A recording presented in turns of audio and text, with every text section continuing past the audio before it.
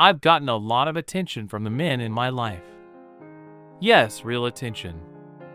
They liked everything about me.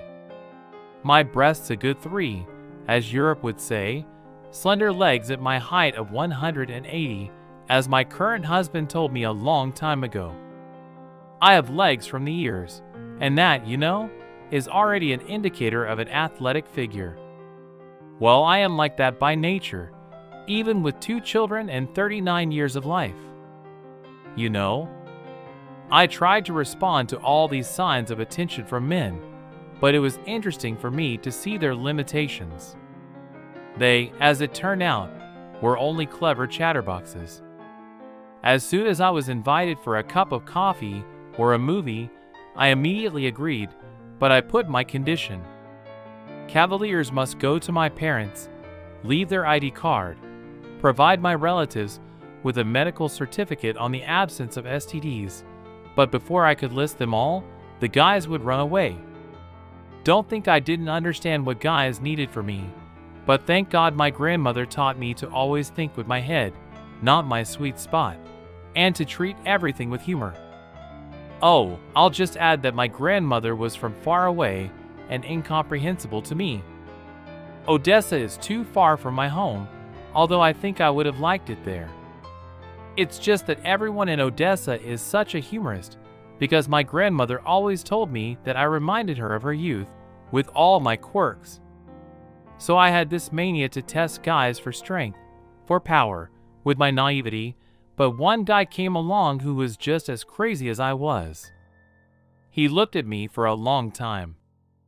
We met in a cafe where we were having coffee. "Gerald, I'm tired of waiting. Maybe you want to ask me out." "Sophie, I really want to go out with you. Would you have to pick me up and meet my parents?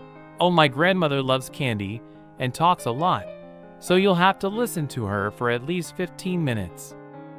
And then I suggest you and I meet next week. I'll have to bring a note from the clinic. What do you say? We meet on Saturday afternoon. I was afraid to lose such a guy, and we kissed for the first time. Oh man, that was so good. I felt like I was on top of the world. I know a lot of people will tell me that kissing before the first date is wrong, but listen, sleeping together for 2 or 3 years before you get married is the right thing to do. I waited for that all-important Saturday. Gerald and I saw each other every day, kissed each other goodbye. I was in love for the first time. Yes, I was 21 and in love. He was a cool programmer, and I was going to be a lawyer. That's what my dad decided, and my dad didn't want to give me bad advice. Believe me, to make a long story short, I couldn't take it. I was scared. I went to open it because my parents already knew that my boyfriend, with whom we were supposed to go on a date, was there.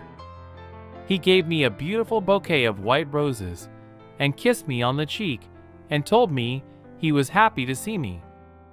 I didn't even know her. As my dad introduced himself, Jerry deftly pulled a bottle of old bourbon out of his bag. That's when I realized he remembered everything. Gerald came over to me, got down on one knee, and pulled a velvet box out of his pocket. Everyone fell silent, not realizing what was going on. "Sweet Sophie, yes, I will be your wife." I was happy. I didn't even have to hide my joy, and my family was happy for us here. I remember everything. Even now, how many wonderful years have passed, and I always wondered. That's how we lived. Gerald became co-owner of the computer firm where he had been working when we met. Once I read on the internet that women closer to 40 always have a problem with the appearance of the desire to cheat on their husbands.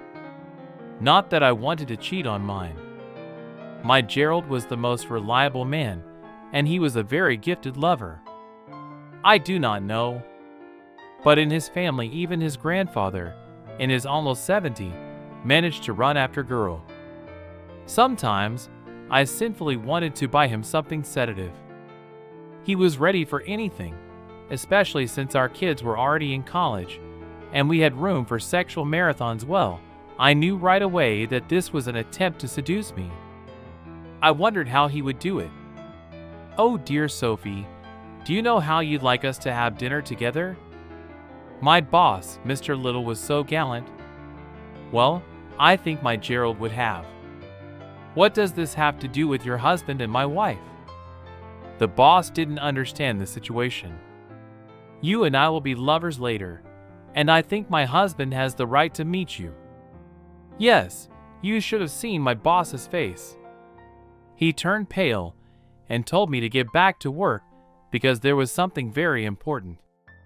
Well, I guess it was for the best. The boss was in his early 60s. I'd have to buy him Viagra for my sexual needs, but pray tell, where's the guarantee that his heart could take the strain? Yes, I made a mistake with the boss, so I went back to reading and found a young colleague, a young employee, and we just got a young man, 27 years old, just the right age to try something I'd be ashamed of. Yes, I realized that Dave liked me. He talked to me so much that I was sure he was going to ask me to be his mistress. Then one day, Dave offered to have coffee with me. I realized that the time had come and he was going to act on it. "You know, Sophie, you're such a wonderful woman, both smart and beautiful. I noticed you as soon as I joined the firm." "Yeah, try not to notice me when I'm 4 inches above everyone else, even Dave." "Oh, Dave, thank you. I think I noticed you right away, too." Of course, I noticed that he wore too thin, tasteless clothes and that his cologne was disgusting, but I decided not to scare off the potential candidate for my lover. "Oh, I'm so glad. How would you feel if we met for a while for common interests? I know it's too harsh, but I think we could brighten up our lives with some lovemaking." He was so insistent. "Oh, Dave, you have a family, don't you? What will they think of us?" I tried to find out what kind of man he was. "Well, I guess ours don't need to know everything." He was already sure of his victory. I, on the other hand, was still hesitating. "You know I can't do that to my husband. I'll talk to him. I think he'll understand and accept my decision." "You tried to persuade your wife."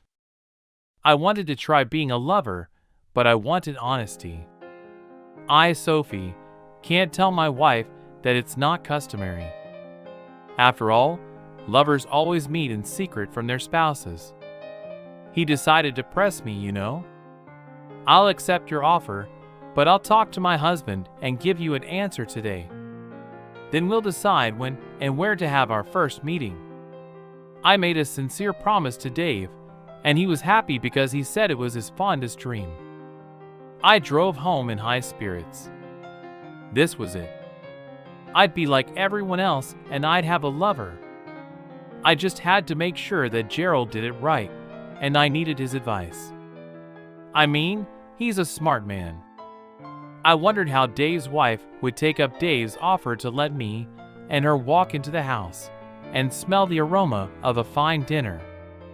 Yes, Gerald knew how to cook and always managed to come up with something new and delicious. Hello. My favorite how was work. My husband would hug me tenderly. The way he knew how to do it made my heart even warmer. Same old work. I kissed my husband on the lips. "Go wash your hands, honey, and we'll have dinner." God, he was just perfect. It was after dinner that I decided to talk.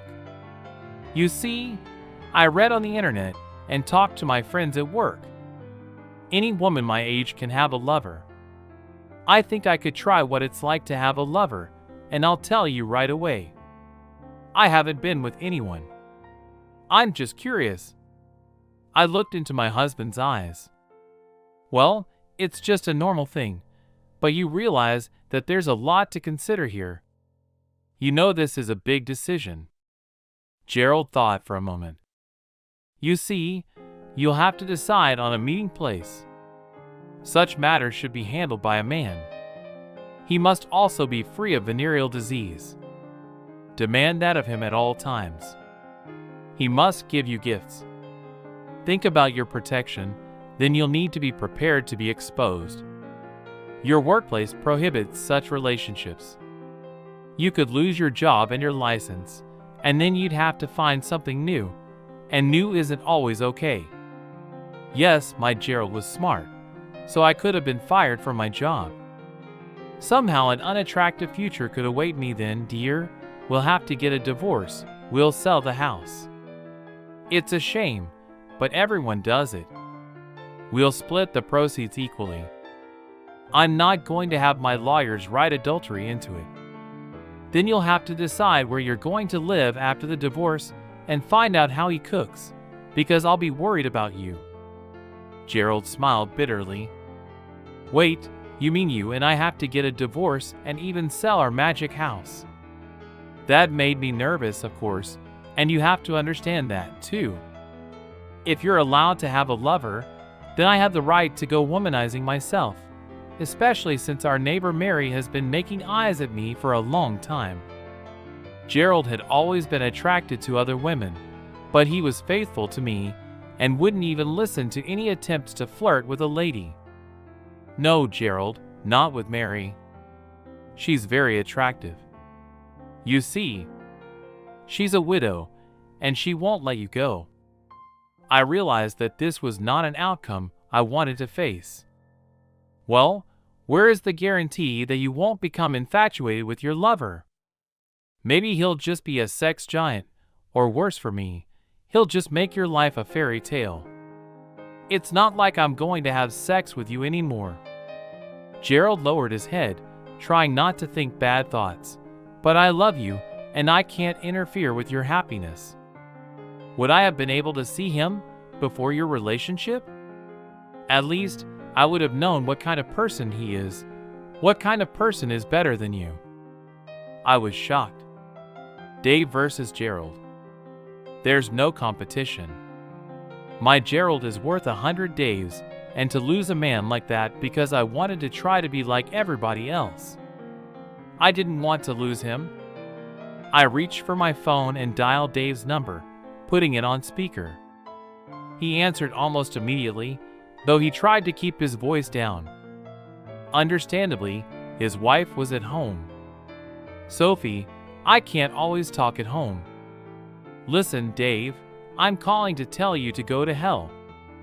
If you ever come to me at work and try to talk to me again, I will report you to your bosses for sexual harassment, and then I will tell your wife and personally help her take everything from you, your house, your money, and just so you understand, tomorrow I'm taking my husband to work with me.